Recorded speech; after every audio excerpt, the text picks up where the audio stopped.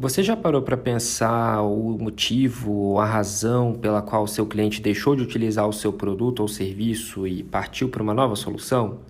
Ou por que ela deixou aquele comportamento que ela vinha tendo há muito tempo e passou a ter um novo comportamento?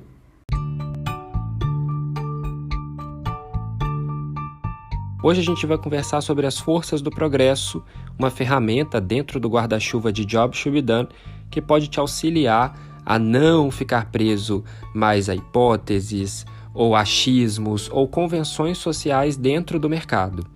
Eu sou o Pedro Vargas, host aqui do podcast da Jobs Should Be Done Plus, e agora a gente começa o nosso 7º episódio. Se você trabalha dentro de uma equipe de produto, UX, design ou alguma que tem alguma interface com clientes, você com certeza deve ter medo dos resultados daquela famosa métrica, a de churn ou a de cancelamento. É muito normal a gente ter um medo disso e eu gosto de enxergar que seja um medo saudável, um medo proveitoso que faça a gente a querer diminuir esse resultado, diminuir os cancelamentos que a gente tem ou aumentar o índice de recompra dentro da nossa loja, por exemplo. A minha missão aqui hoje é falar das forças do progresso. Elas nada mais são do que 4 forças, onde 2 delas levam o seu cliente para um novo comportamento e 2 delas fazem com que esse cliente fique onde ele está hoje, ou seja, fazem com que ele permaneça dentro do seu produto ou serviço. Tudo que eu vou compartilhar com você hoje está super dentro e super conectado com pesquisas, tá? Então não tem como a gente conversar sobre forças do progresso sem falar no ato de entrevistar o usuário, de conversar com o cliente, de ir até o local onde o cliente usa o seu produto, por exemplo.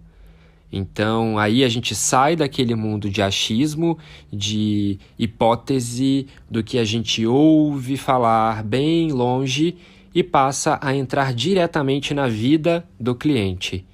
Isso para a gente é crucial para você conseguir entender o motivo dele ter saído da sua plataforma, dele deixar seu produto, deixar de comprar o seu produto no futuro, por exemplo, e aí a gente realmente vai conseguindo tomar melhores decisões.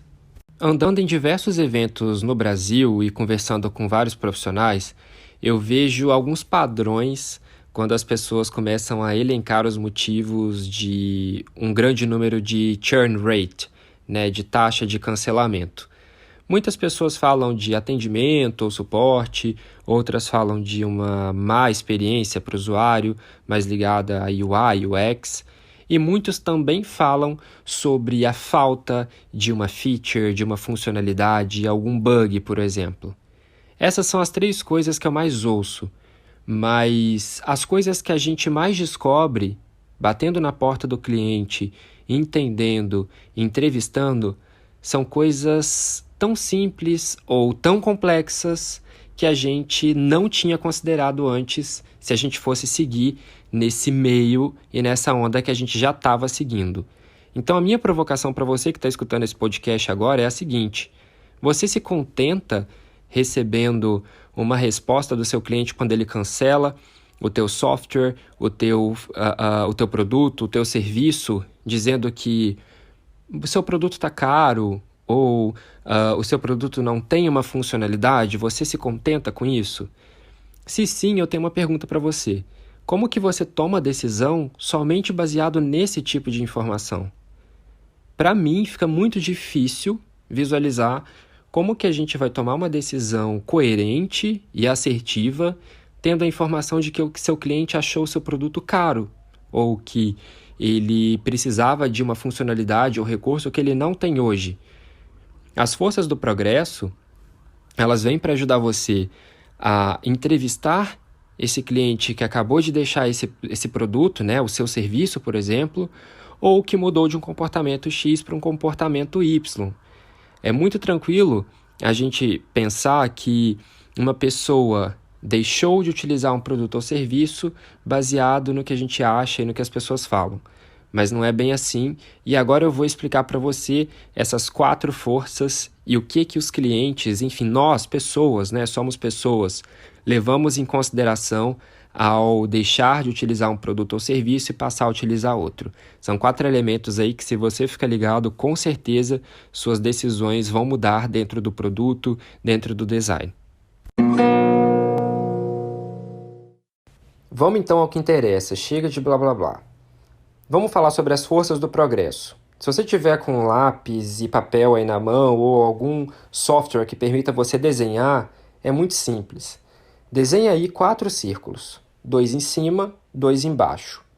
Os 2 de cima, você vai fazer uma setinha para o lado direito e os 2 de baixo, uma setinha para o lado esquerdo. Já está aí na sua cara que existem 2 forças que fazem uma pessoa migrar de um produto para o outro e 2 forças que fazem ela ficar onde ela está hoje. 2 forças levam, 2 forças fazem ficar. Dentro do primeiro círculo, você vai escrever o ato de empurrar da solução antiga. No segundo círculo, você vai escrever magnetismo da nova solução. Embaixo, você vai escrever ansiedade sobre a nova solução. E do lado, você vai escrever hábito da solução antiga. Muito simples. Essas são as 4 forças do progresso. Quando a gente entende o que faz com que um cliente deixe de utilizar um produto A para ir para um produto B, a gente precisa de entender o que a solução antiga não está oferecendo para ele e o que a nova solução está fazendo com que ele sinta-se conectado ou instigado a mudar de comportamento. Por outro lado, a solução atual tem uma vantagem. Ela tem a vantagem da ansiedade e do hábito. O seu cliente, ele com certeza vai ficar ansioso por mudar de um comportamento para o outro. Isso é do ser humano. E ele também já tem um hábito, ou ele está comprando o seu produto há muito tempo, ou ele está utilizando sua plataforma há muito tempo, ou está utilizando o seu software há muito tempo. Então, essas são os 4 elementos que eu quero trazer para você aqui. Vamos analisar o primeiro círculo, que é o ato de empurrar da solução antiga. Algumas perguntas podem fazer você entender melhor e preencher esse círculo aí, desse diagrama. Vou falá-las para você. O que sobre essa situação antiga está desfavorável para esse cliente?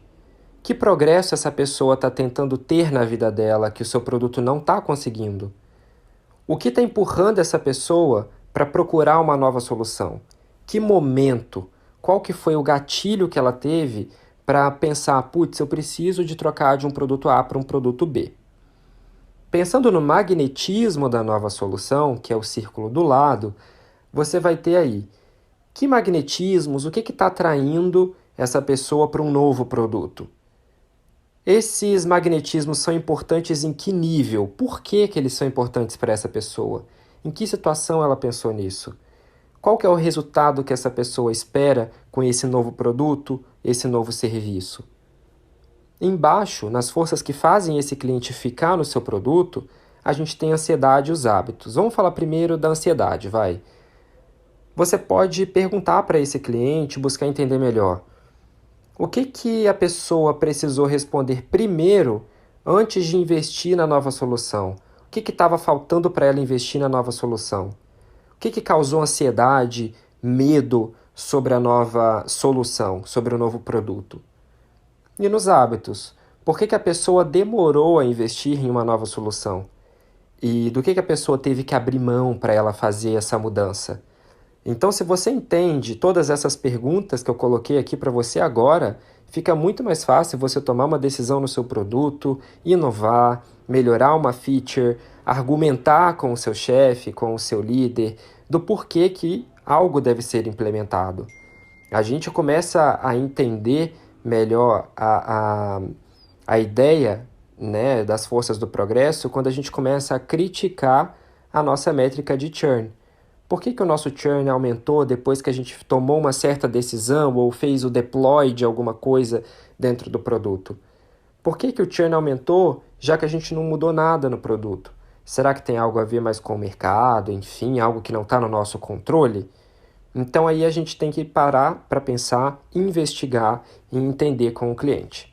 E aí, como eu falei lá atrás, não tem como utilizar todas essas perguntas que eu acabei de falar para você sem ter uma equipe de pesquisas, uma equipe de UX que consiga bater na porta do cliente e entender isso mais a fundo. Essas pessoas, essa equipe, por exemplo, que vai fazer isso, também não pode bater na porta de um cliente que cancelou há 2 anos, há 1 ano, há 6 meses. Esse cliente tampouco vai lembrar do porquê que ele migrou da sua plataforma para outra plataforma ou deixou de utilizar o seu serviço. É muito importante que essa investigação esteja dentro do fluxo de cancelamento do cliente ou dentro do fluxo de criação de conta desse cliente. Imagina que legal seria para você, gerente de produto ou uma pessoa, um profissional de UX, né, de experiência do usuário. Imagina que legal seria você entender por que esse cliente chegou até a sua plataforma, como que foi isso, o que seu produto teve que outro não teve, caso ele tenha migrado, né? E por que esse cliente está saindo da sua plataforma? O que ele não encontrou aqui? Quais são os medos dele ao sair da sua plataforma? Sem problematizar, vou citar aquele ditado popular de que andorinha só não faz verão. Sabe qual é? Porque eu não estou sozinho nesse episódio. Agora o Daniel vai contar um pouquinho sobre quais são as utilidades na visão dele, nas experiências dele, das forças do progresso. Então, Pedro, sobre as forças do progresso, né, cara? As forças do progresso, embora elas façam parte de um fundamento bastante teórico, né, a parte teórica da teoria dos jobs to be done, elas têm aplicações muito práticas, né? Eu considero como uma ótima parte ali da teoria, ou então encarar como uma ferramenta muito útil, principalmente para a parte das entrevistas em si, né? Das conversas que nós temos com os clientes e com as coisas acionáveis que a gente faz após a análise das conversas e o levantamento de todas as coisas que a gente faz a partir da aplicação dos jobs to be done, né? Então, eu separaria nessas duas grandes utilidades. Vamos lá. Primeiro, na parte das conversas.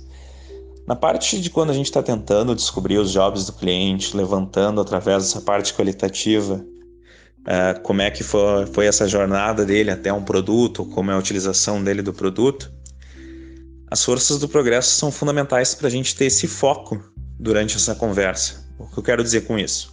É que imagina, uma conversa com um cliente, ela tem muitos detalhes, porque esse processo pode ter acontecido ao longo de um período de 2 meses, daqui a pouco 1 ano, daqui a pouco 2 semanas, então é muito variável. Como é que a gente poderia, então, sem as forças do progresso, saber onde focar? Então essa seria a contribuição dela na parte das conversas, seria nos levar para o foco, né? Então a gente detecta que tem ali uma delas atuando sobre o cliente, então a gente foca naquilo ali para levantar a maior quantidade possível de detalhes sobre aquilo. No aspecto acionável, ela ajuda muito na comunicação. Aí vai desde headlines, o desenho de landing pages, de estrutura, até na Ambler aqui a gente já usou como diretriz para a construção de páginas, lembrar de incluir as forças do progresso que foram levantadas durante as conversas, porque elas se comunicam com bastante empatia com o cliente. Quando você sabe a ansiedade do cliente, você pode comunicar os aliviadores daquela ansiedade, quando você sabe os pushes que ele tá passando, assim como os pulls e os hábitos, né? Então, todas são muito acionáveis nessa parte assim mais prática, né? De vamos melhorar o produto ou a divulgação do produto a partir do que foi levantado. Então, eu acho que as contribuições... é claro, tem mais contribuições do que isso, mas eu focaria nessas duas aí porque elas já entregam bastante valor. Bom, eu concordo muito com o que o Daniel acabou de contar aí pra gente.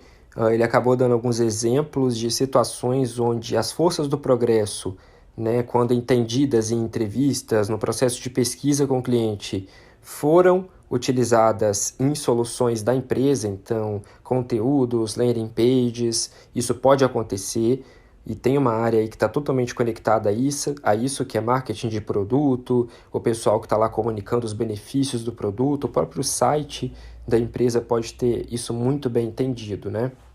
Isso me fez lembrar de uma análise que eu sempre falo nas palestras que eu faço, enfim, que é a análise de uma empresa de telefonia móvel, né? Hoje as pessoas buscam por pacotes melhores, com mais internet, com mais ligações talvez. Hoje a galera não está nem querendo mais falar no telefone, né? Acho que o áudio está suprindo essa necessidade, mas algo que já me fez ficar com a companhia de telefonia móvel que eu usava era o débito automático, por exemplo. Era a minha fidelidade de 12 meses, né? Então, quando a empresa entende isso de fato, a gente consegue manter esse cliente junto com a gente, né? Quando a empresa entende que ela tem a melhor conexão, quando ela tem o melhor produto, quando ela tem a integração mais produtiva, mais robusta, né? Ou aqui tira menos tempo de utilização daquele cliente, faz com que esse cliente ganhe mais tempo no dia a dia, ela consegue comunicar isso e é como se fosse um potinho de ouro ali no final do arco-íris, né? É bom a gente cuidar muito bem dele e comunicar para que o cliente veja valor no nosso produto. Falando desse exemplo aí da telefonia móvel, o Felipe até lembrou nisso quando eu perguntei para ele sobre como que ele conheceu as forças do progresso, quando que foi isso. Fica aí agora com o áudio dele que você vai entender melhor o que eu estou falando. Então, falando sobre a primeira vez que eu tive contato com as 4 forças do progresso, não era nem esse nome que eu tinha conhecido isso, né, mas a ideia era a mesma. Então, na faculdade, né, nas disciplinas que eu fiz de marketing, especificamente a de comportamento de consumo, a gente falava muito sobre o que fazia as pessoas mudar, escolher um produto novo, um serviço novo, e também falava muito do que bloqueava essa demanda, né, o que fazia elas não mudarem, não trocarem. E boa parte, né, dos estudos de comportamento de consumo que a gente tinha era sobre um tema chamado custo de mudança, que é basicamente a parte das 4 forças, né, que abrangem a ansiedade e os hábitos. Então, o que bloqueia essa mudança, bloqueia essa demanda. Então, a gente conversava muito em aula sobre esse custo de mudança, e o custo de mudança não necessariamente é custo financeiro, pode ser um custo psicológico, né? É difícil mudar. Então, a gente sempre falava e conversava sobre que maneiras as empresas, ou né, seja lá de produtos ou serviços, poderiam fazer para que esses custos diminuam. Então, acho que é um caso aí bem emblemático, onde os custos de mudança caíram muito, que a gente falava bastante, que era de telefonia. Então, no momento que surgiu a portabilidade no Brasil, que você pode levar seu número para outras empresas e os serviços são muito semelhantes, ficou fácil, né, mudar de uma para outra sem toda aquela preocupação de ter que visar sua agenda, seus contatos, que você está com um serviço novo de telefonia. Então, me lembro que a gente falava bastante sobre isso e foi nessa época, então, né, estudando comportamento de consumo, que eu tive o primeiro contato com essa ideia das forças do progresso, o que levava as pessoas a escolherem uma nova solução ou buscarem uma nova solução e o que bloqueava elas, né? Então, eu me lembro bastante disso. Então, talvez quem estuda marketing, né, possa pensar que as forças do progresso seja alguma coisa nova que surgiu com Jobs to be done, mas na verdade é uma disciplina aí que em comportamento de consumo já aparece. Bom, o que o Felipe trouxe aí é muito chave. De nenhuma forma a gente quer evangelizar que você deve utilizar as forças do progresso. A gente super enxerga valor nessa ferramenta, nesse método, tanto para construir uma entrevista de qualidade, quanto para analisar uma pesquisa que a gente já tenha feito, tá? Mas você tem várias formas e o principal é você entender a razão a fundo, profundamente, do porquê que seu cliente deixou o seu produto ou porquê que ele veio de um outro produto para o seu, tá? Isso é muito, muito importante.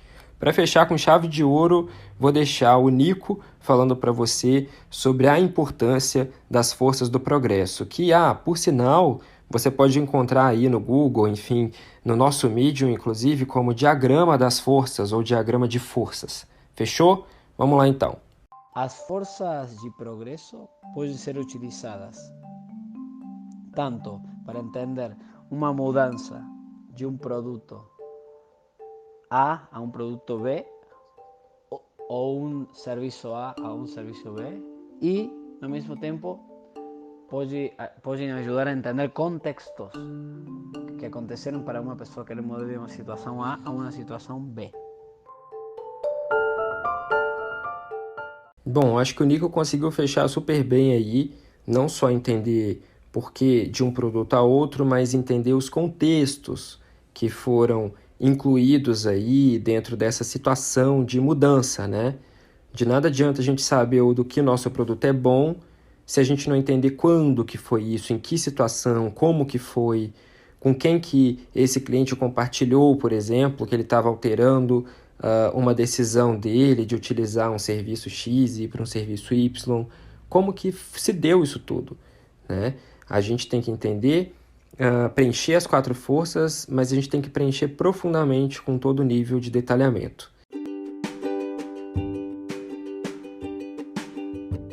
Em breve, nos próximos episódios, a gente vai falar um pouco sobre o processo de entrevista, de planejamento de uma pesquisa, de criação, né, de um objetivo, como que a gente vai comunicar isso tudo, por exemplo, mas é um papo mais para frente, tá?